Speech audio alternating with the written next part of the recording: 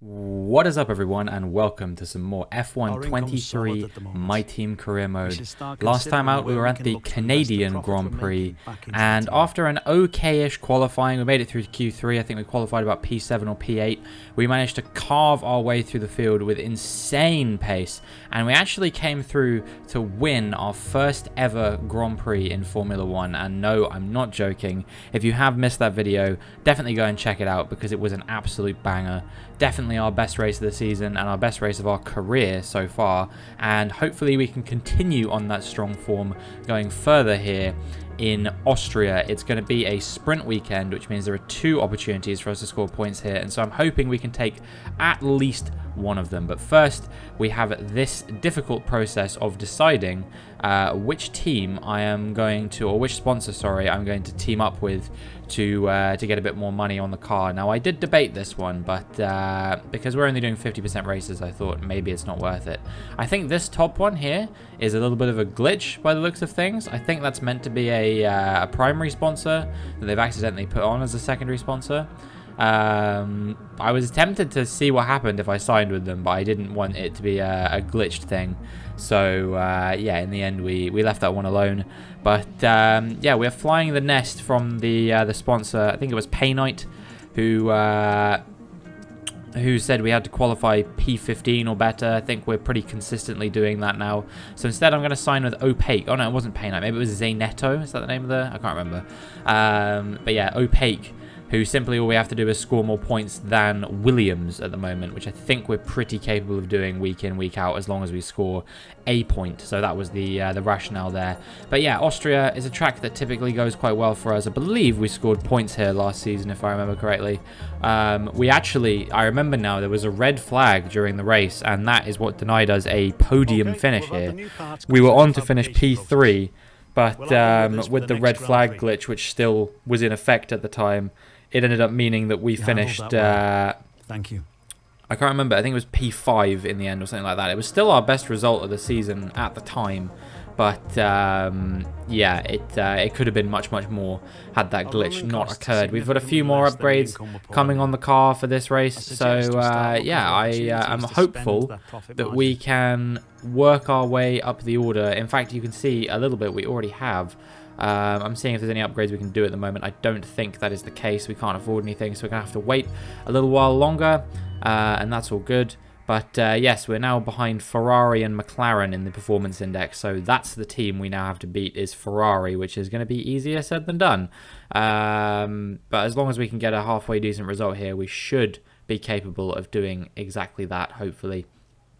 So it's now time for us to get into the race weekend proper, and obviously that starts with practice. It looks like the weather is going to remain dry for the whole weekend, which is nice because whilst if you watch my most recent league race video, you'll know I love the wet in league racing and multiplayer racing.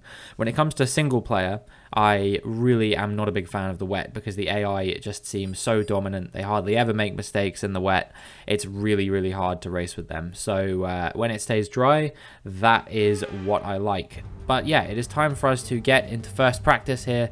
We'll see if we can have any indication of pace early on in the weekend, or whether we're just going to have to hope that we have some pace when it comes to qualifying. Obviously only one practice session, but that doesn't really affect me very much because we only usually do one practice session anyway. And you can see that we got P7 in the end, which I'm pretty happy with. Sonoda actually topped the session with Joe in 6th as well. So Alfa Romeo having a very solid practice session. Whether they can convert that form into qualifying or not, we'll see. But that was definitely pretty impressive from the team so far. But P7 for us, not a bad result by any stretch of the imagination. Hopefully we can carry that pace through to qualifying. If we can get through to Q3 at least, that would be the ideal scenario, and hopefully we can fight quite hard from there. But yes, it is already time for us to get into qualifying after just one practice session. It, like I said, doesn't make too much of a difference because we only usually do the one practice session and then we simulate the other two anyway. But yeah, it's just a little bit of a different format. Means obviously we've got the sprint coming up as well, which I'm not too excited about. I usually am not a huge fan of sprint weekends, to be honest. I feel like they take a little bit longer and there's not really much to be gained out of them in my experience. But at least in real life, the sprints have been very interesting. But anyway, We crossed the line on our first flying lap of Q1. We're on a fresh set of soft compound tyres, and we do a 105.3, which I was thinking would be good enough to get us through. And so I actually, when it came down to it, I was a little bit concerned we weren't going to get through. So I did go out on a new set of tyres again, and we did improve a bit by about 2.5 tenths or so, which I'm hoping should be good enough to see us through, and indeed it does in P12. But still, we're going to have to find some improvement on that if we want any chance of making it through to Q3, and we will see whether I am capable of making it through to Q3 or not. You can see I was just 0.03 of a second of Carlos Sainz in P10, so if we can find that level of performance again and maybe a little bit further, we should be good. A few shock exits here, including Piastri as well as De Vries, both Williamses, Hauger, and also Zhou Guanyu, who I think will be a little bit disappointed given the pace of the Alfa Romeos in practice. To go out in P17 is going to be very disappointing for the Alfa Romeo driver. But we make our way through into Q2 now. We're starting out on a used set of soft compound tyres this time, and we do a 105.1, which is pretty exciting. I'm quite happy with that. And so hopefully we can find some good form on a new fresh set of soft compound tyres to make our way into Q3. And you can see we are definitely improving, but we're still just over a tenth down on Perez in P11 at the moment, so we're going to have a hell of a final sector to have any chance of making it through now, I think. We'll see if we can make these improvements or not as we go around the final few corners. You can see we're up to 4.5 tenths. We crossed the line. It's a 104.7. Is it good enough to get us through? No, it's P11, and that is a surprising Q2 exit from us. We were very close, but not close enough. And let's see what the gap was in the end. It was about 3 or 4 hundredths of a second to Lance Stroll. 4 tenths off Nico Hülkenberg on top. And that was only good enough for P11. Less than half a tenth separated the top 4. And then we had Bottas and Alonso also within 2 tenths. There were some people here who were over a second off, just over a second off, and they were all the way down in 16th. You know, Sainz was eliminated there, both Alpines, myself, Perez, I think Albon as well was out. So, yeah, there was a number of surprise exits, but the surprise package going through there had to be Yuki Tsunoda. Seems like the Alfa Romeos have really done something to upgrade their pace recently, and that is a pretty blinding effort from Yuki Tsunoda to get through into Q3 in that car. Hopefully we can get past him on race day, but for the time being, you know, I'm sure he'll be pretty happy with that. So we've got a lot of work to do from P11. We have to make up at least 3 positions in the sprint now if we want to score points, and if we can't do that, then we have to make up at least a position to put ourselves in the position to score points in the race. So that's going to be the goal here. I think is going to be P8 for the race, so we can at least score a few points. We're not now going to get the sponsorship bonus for qualifying in the top 10, but it's okay. We are going to put on a weight reduction upgrade, which should be on the car in time for the Hungarian Grand Prix in a couple races' time. I actually worked out that this is a quadruple header with the French Grand Prix being on the calendar, where we go from Austria to Britain to France to Hungary. But anyway, it is just about time now for us to get into the sprint for the Austrian Grand Prix.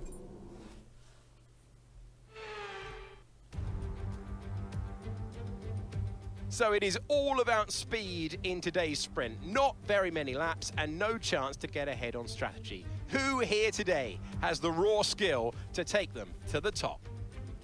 Now we get into the part in the intro where they don't say anything and I'm left scratching my head as to what to fill the time with. I really do genuinely believe that we are capable of getting at least P8 here, maybe even better. We have good pace around Austria, and I am very, very hopeful that we can bag some good points here in the sprint.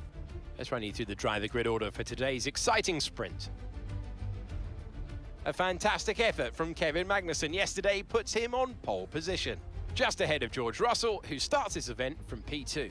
Looking down the rest of the grid, we have Fernando Alonso, Bottas, Hülkenberg, Verstappen, Tsunoda, Norris, Stroll, Leclerc, Robinson, Perez, Albon, Gasly, Ocon, Sainz, Zhou, Fittipaldi, Hauger, Sargent, De Vries, and Oscar Piastri.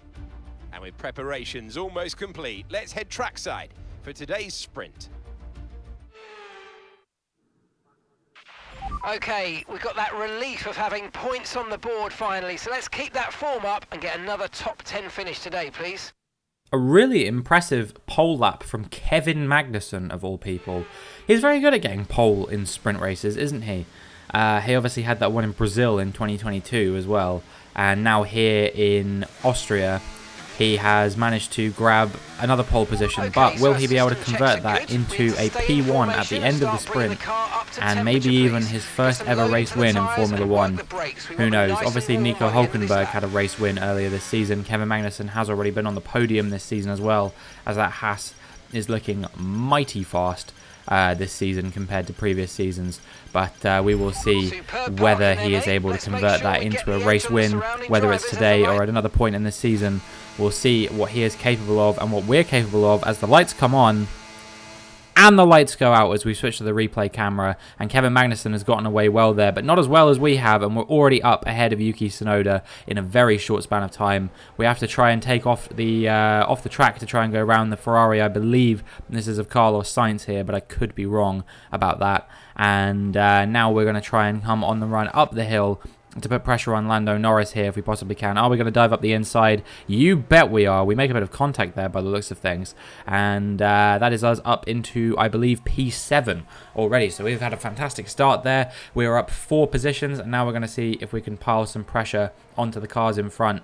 The Mercedes of Valtteri Bottas and the Haas of Nico Hülkenberg in P6 and P5 respectively. So it's been a poor start for Valtteri Bottas, who started 4th, I believe, and has already fallen down a couple positions. Meanwhile, Verstappen has made up quite a few positions in that Red Bull. Red Bull again, not having the greatest run of form at the moment. It seems like they're falling away a little bit. But maybe I'm wrong about that. It seems like Verstappen and Perez locked in that championship battle, but Perez definitely, if he can't get his act together from, I believe he's currently running in P10, it's going to be difficult for him to challenge for that championship if he keeps having results like this. We will see what he is capable of as we move now back on board, and we're going to be piling some pressure here on the Mercedes man of Valtteri Bottas. Will we be able to go up the inside of him here? Let's have a look. We dive up the inside and we make the move, and we're up into P6, and now we're going to see if we can go one better and get ahead of Nico Hülkenberg in the Haas. He obviously was a race winner earlier this season in a car that is actually pretty fast. Haas have done an amazing job to get this far up the order. They really capitalized on the regulation changes this season, and that has turned them into a front-running contender. You know, they've been on the podium multiple times, they've won races, but now we are going to try and pile the pressure on them. It's kind of remarkable to think that they have had such a turnaround, given that we were battling with them for P7 in the Constructors last season and actually beat them, if I remember correctly. So yeah, they've really come up. I don't think we're going to have a chance of beating them this season, but you know, I've been wrong about that kind of thing before. We're going to move to the outside now. We're going to dive up around the outside of Nico Hülkenberg, and we make our way through into P5, and that is P5 on track for us for now, and we're going to see if we can make our way even further up the order. Seems like Russell and Verstappen have broken away a little bit, so I'm going to have to try and break out of Hülkenberg's DRS range if I'm going to want any chance of being able to do this. You can see that the battling with Bottas and Hülkenberg did hold them up momentarily, but Bottas is now piling a bit of pressure on me once again, and we're going to be going wheel to wheel as we come through here. There's a yellow flag up in front. I believe there was a crash there. You can see a big crash, in fact. And yeah, Russell, Verstappen, Alonso, Magnussen, all of these people caught up in that. And that is a red flag. Red flag is out, and that maybe is going to help us a little bit, because we opted for a bold strategy where we were starting on a set of softs and going on a set of softs for the whole time. But now this is going to give us an opportunity to change our soft compound tyres, which should definitely see us to the end of the race. So yeah, this has helped us. It means we're not going to lose out on strategy, but we'll see what we can do once again as the lights come on. And the lights go out as we switch to the replay camera once again, and you can see that we've had a decent getaway compared to Max Verstappen there, and we're even piling some pressure on Kevin Magnussen here, and we're going to see if we can go around the outside of him as Alonso now moves into the lead, and it is Alonso from myself, from K-Mag, from Verstappen, then Norris, I believe Sainz, and Perez in P7 with Hülkenberg next to him. I'm not quite sure. Seems like George Russell might be out of the session, and I believe Valtteri Bottas is too, actually. So that is both Mercedes being caught up in that incident when neither of them was actually involved. It was a crash initially between Magnussen and Alonso, and Russell and Bottas, just the two unlucky recipients of terminal damage in that scenario, couldn't bring their cars back round to the pits for the red flag, it seems, and that is very disappointing for the Mercedes team, who I'm sure were hoping that they could score big here this weekend, maybe start to get Russell back in the championship fight a little bit, but it seems like that's not going to happen, as we're coming under a lot of pressure now from Kevin Magnussen. He's going to try and go around the outside as we move into the final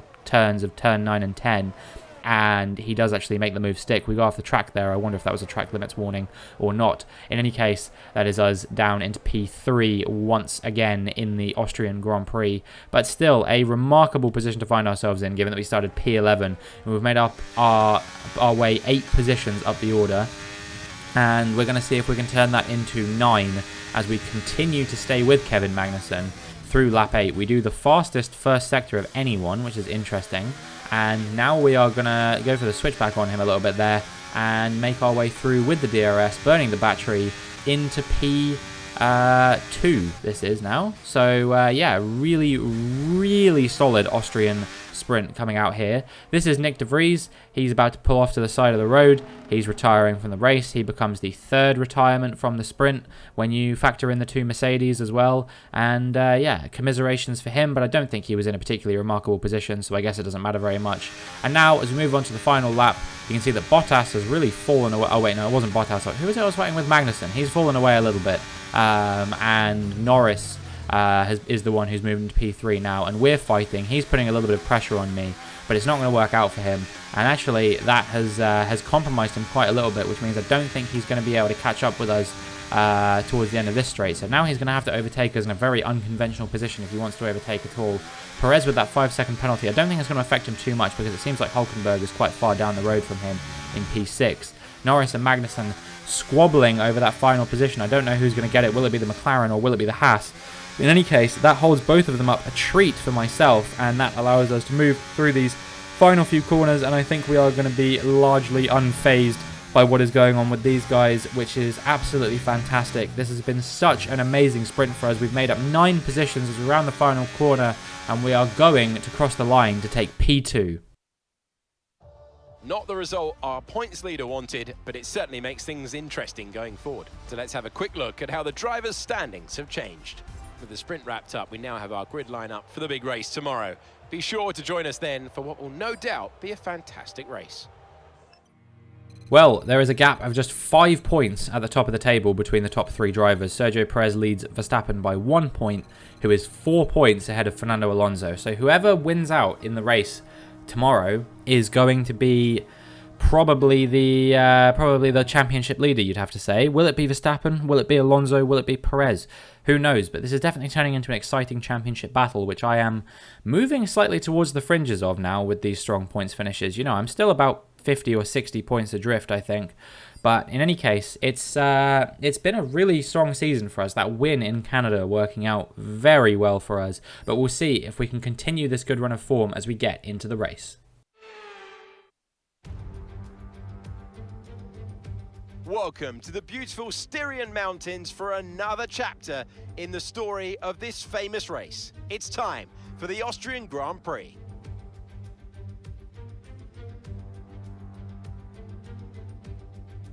"700 meters above sea level, 10 corners, and one of the shortest laps of the season.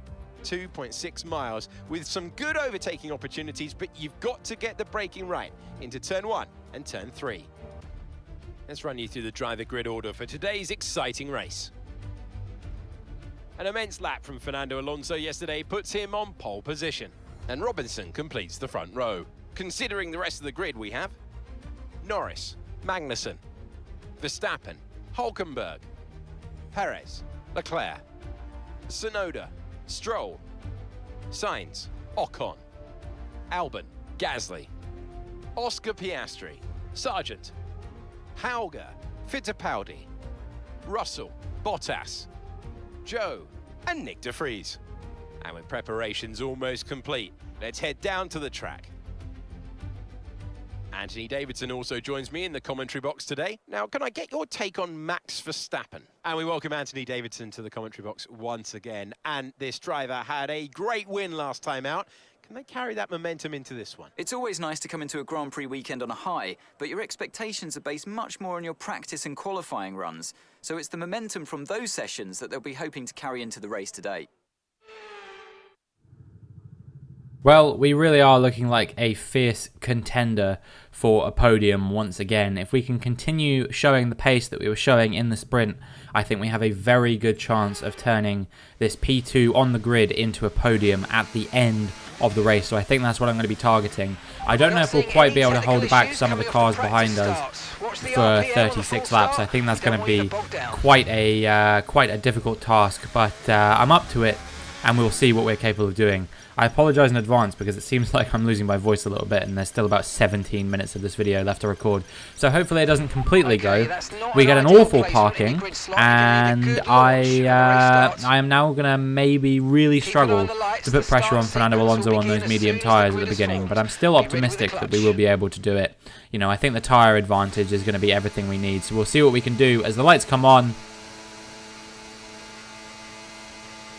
And the lights go out, and after an eternity, we finally get away. We have had a good start. Alonso moved over to cover me off, but I was already alongside him. And we're going to go up the inside of him through the first corner to take the lead of the Austrian Grand Prix. And once again, for the second weekend in a row, we are leading a Formula 1 race. I could get used to this, you know, I'm pretty happy with this. But I don't know if it's going to last all too long. It seems like Fernando Alonso is staying with us for the time being, putting a lot of pressure on us from behind. But will we be able to keep him behind? I don't know. We'll see. It looks like he's going to try and go for a move now up the inside as we come on the run down the hill. I'm going to try and outbrake him and sweep around the outside of him using those superior tyres. We get a bit of a tank slapper on, and it seems like he is just about going to capitalise on that to get through and make his way up into P1 once again. So we may have only led for a few corners, but boy, was it glorious. Now Lando Norris putting a bit of pressure on us as well. Seems like we're just going to be able to keep him behind. But yeah, we're going to have a big task on our hands if we want to get this podium finish. We've got a very fast Max Verstappen behind, who's now made his way maybe into P3, actually, not sure. I thought he had, but seems like it's going to be a mammoth battle going on between Norris and Verstappen here. And yeah, it seems like it's going to be Norris holding on to that P3 position for the time being, but Verstappen once again moving through. But as we move on to lap 4, you can see it is once again Norris, so they have been battling back and forth without costing each other too much time. Alonso, meanwhile, is pulling away from me, already 2 seconds up the road, and it seems like I'm going to be coming under a little bit of pressure here from Lando Norris as he tries to go up the inside of me at turn 2 or 3, depending on what your opinion of what counts as a corner on this track is. He doesn't quite manage to make the move stick. That compromises his run through the next corner, and that is going to allow us to stay ahead in P2 for the time being. But I think this is going to be very, very difficult to do. You can see now on lap 10, Max Verstappen has made his way past Lando Norris, and he is piling some pressure on me. He's trying to go around the outside at the final 2 corners. Will he be able to make the move stick? It doesn't seem like he will be able to, and we have held on to P2 once again. But will Max Verstappen with the DRS now be too quick for us to hold him back? It seems like he will be, and by the time we get to the corner, he is very far ahead, almost 2 car lengths in front, I would say. So that is going to be a really tricky one, and we'll see if we can get him back with the DRS in the following corner. But the question is, if I get him back with the DRS now, who's going to have DRS in the following DRS zone? I think it's going to be me again, actually, but we have managed to make the move stick, and that is P2 held on to once again. Norris also overtaking Verstappen there. So, yeah, a really scrappy race so far. Alonso 12 seconds up the road due to all this battling that we're doing. That has now become 15 seconds. He's moved over 1 second per lap away from us. So, I'm not sure that there's any way that Alonso isn't going to be winning this race now. Lando Norris coming up my inside as we move on to lap 14, and I'm going to see if I can do what I did to Verstappen now to Lando Norris as well, where I overtake him going into the DRS zone and then get DRS for the following section. You can see Verstappen was trying to go out the inside there. We were 3 wide going into the corner. I have to take to the curb to make sure I don't go into either of those guys, and probably the only thing that's going to keep me ahead is having this DRS. There's 2 tenths between myself and Norris, and we're just about going to hold on to the position for the time being. I am fighting tooth and nail for this P2, but it is really difficult to hold on to it as we speed up a bit of time. Norris coming into the pits now on lap 14, and it's going to be our box lap here on lap 15. Max Verstappen is closing us down, but will he be closing us down quickly enough to overtake into the downhill braking zone of turn, let's call it 4? He goes up the inside. We're going to be going wheel to wheel here. Does he have more life in those mediums at this point? Let's see. It seems like he does, and that is Verstappen through into P2. I couldn't hold him back forever, sadly, and I think that is going to be the end of that. We are on very worn tyres at this point. The softs have done 15 laps, so I think that this is going to be a box for us, and we're going to come in, fit the medium tyres to the end of the Grand Prix, and see if we can fight back with Verstappen towards the end of the race or not. But yeah, that is really a bit of a pain in the arse for us at the time. But you know, we'll see if we can get him back as the race progresses. Still 20 laps to go. Anything could happen. And well, actually, as I'm in the pits, a safety car is deployed, which is interesting, and that is because of a DNF for I'm not sure actually.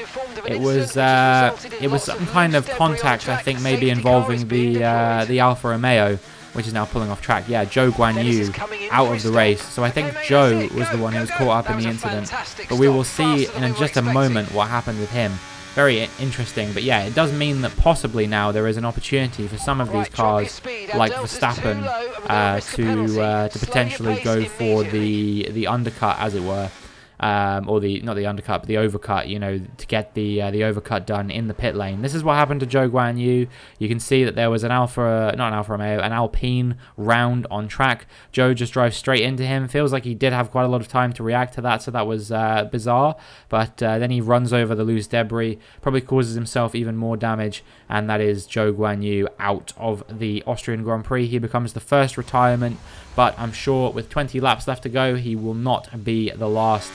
So we move now onto the end of lap 16 and the beginning of lap 17, and you can see that all of these cars have come in, including Stroll, including the 2 Red Bulls, and Yuki Tsunoda has actually jumped us in the pit stop phase, pulling off that overcut in the pit phase. And Yuki Tsunoda has made his way legitimately into P3 on track, so we're going to have to try and overtake him.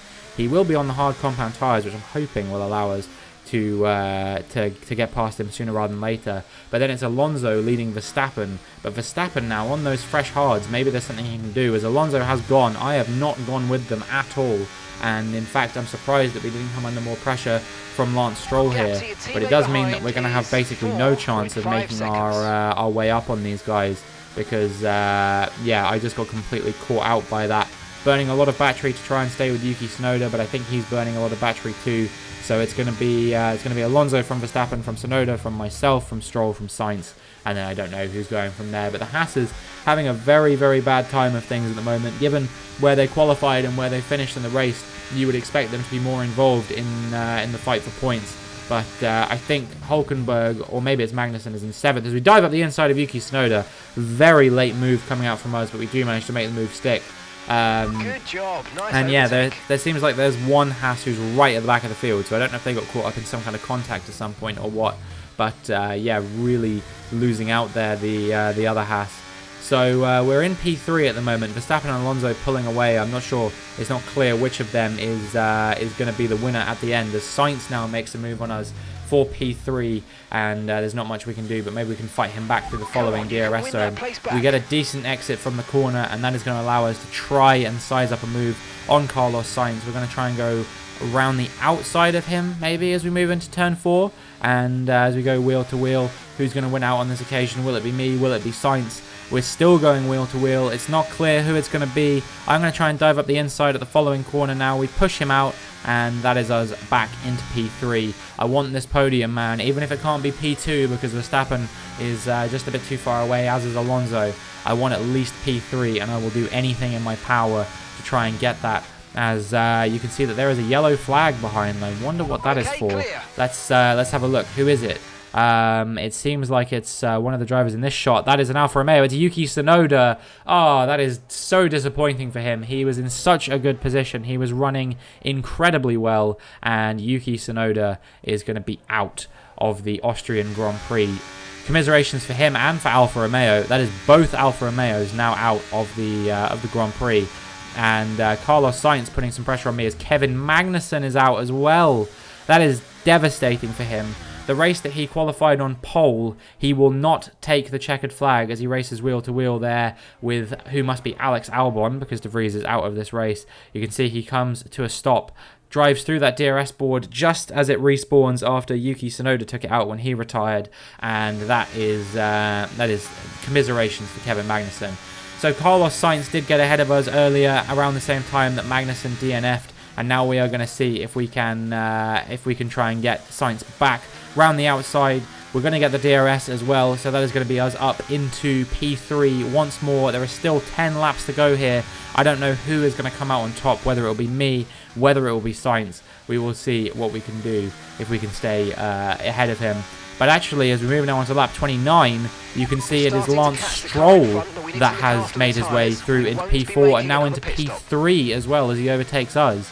And suddenly, it's him who I think we have to worry about. We're going to try and get him back with the DRS, but it's easier said than done as he's moving about a little bit over the racing line. And we're going to be wheel to wheel going into the braking zone of turn 3. And as we continue to go wheel to wheel, I think I've just about muscled him out. But he will have the DRS here, so it's not completely over just yet. I'm going to be burning a little bit of battery to try and keep him behind, and we do manage to keep him behind for the time being. But he definitely has stayed with us, so I don't know if we're going to be seeing even more pressure from him as I get a bit of a snap of oversteer there. Is that going to invite him back into the fight a little bit as we move into turn 6 and 7? We'll make a bit of contact there. And you can see that that we're still going wheel to wheel as we move through these following corners through turn 8. And yeah, this is a mega scrap coming out between me and Lance Stroll. He switches to my inside as we come into turns 9 and 10.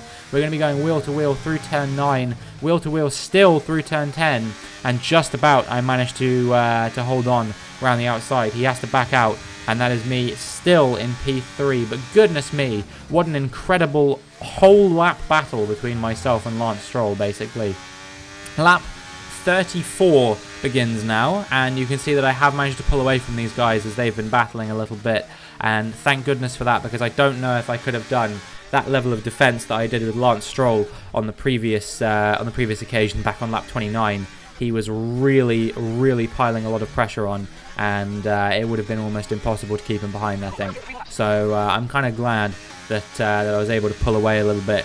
And yeah, it looks like it's going to be pretty smooth sailing towards this P3. So I think, unless something drastic happens, this is going to be back-to-back podiums in Formula 1 now. We just have to confirm it as we move into the final sector of the final lap of the race. Sainz is 3 seconds down and as Stroll is further adrift. You've got a Mercedes, I'm not sure which Mercedes that is, but they've done amazingly well given that they DNF'd in the previous race. And then Hülkenberg, Norris and Leclerc. So yeah, a bit of a strange order, all things considered, but we're going to cross the line to take P3 and back-to-back podiums in Formula 1, our third podium only of all time, and yeah, I am incredibly content with that. I believe it was George Russell who must have got P7 or something like that, worked his way through the field. What a race. As they climb out of the car, the Red Bull team are ready and waiting to celebrate a thoroughly deserved win. Anthony Davidson, a resounding victory today. What set them apart from the rest? I really feel the track layout combined with the track temperatures we saw today suited their car. These cars come alive when the tyres are just at the right temperature, and the driver did a great job managing that as well. They just look so comfortable out there. It's like anything, it always looks so easy when it all just clicks.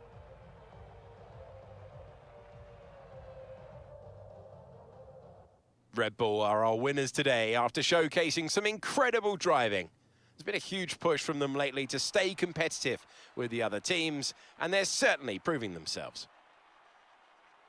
Yep, a fantastic result for Max Verstappen as he will now move into the lead of the championship. Meanwhile, Sergio Perez had another absolute shocker of a race, which means that he is going to be probably down in third in the championship now, I would have to guess. And yeah, Fernando Alonso moves into P2. So Aston Martin, the development working well for Alonso. Stroll still leaving a little bit to be desired, but I am looking very good right now. As we make our way into, I think, P5 in the driver's standings. Max Verstappen now owns the top spot in the Drivers' Championship. So let's review the Drivers' standings. Some amazing talent out there on track today, but Anthony, who would you pick as your driver of the day? Often my go-to would be a driver who's managed to pull off an especially impressive feat during the race. However, in this instance, I was more impressed by Max Verstappen's solid, clean driving throughout the event. Let's move on to the constructors. No change in the top spot, but with today's points, their hold on the lead is getting weaker. There was also a strong showing from the McLaren team today as they make their way up the standings. And with that, we wrap up another weekend of motorsport. But with more races lined up, be sure to join us when we come back with more Formula One. Well, things are looking very good for us right now as we are P5 in the driver's standings, and even better than that, we are P6 by a comfortable margin in the constructor standings as well, which is what we're targeting at the end of the season as we make our way almost to the halfway point of the season. I think after next race, it will be time for us to negotiate a new contract for Dennis Hauger. He has pleased me so far this season. You know, he's shown a few instances of brilliance. He scored a point. He had that fantastic P12 finish in Monaco as well. You know, I might be contending for race wins and podiums and that kind of thing, but you really can't have unrealistic expectations for your AI drivers at this sort of stage in the career. You know, until you've upgraded those personnel facilities and until you've signed a driver who you're really, really happy with, you know, you just have to kind of make do with what you've got. I would like to have an experienced driver on board to help us develop the car a little bit, but honestly, the development limiting factor is not the resource points. It seems it is the cash. So I have to do everything I can to try and increase cash. And that's why I'm constantly trying to increase acclaim and stuff like that, because the more acclaim you have, the more cash you earn. So that is something that I am very, very keen on trying to do. Just try and boost up our cash as much as we can. Get to team acclaim level 25 as quickly as possible. You know, I've told you before, I've even been doing the Pirelli hot laps. I've been doing everything I possibly can to try and get my acclaim up as quickly as I possibly can. Once you get to about sort of level 19 or 20, things really start to slow down quite drastically.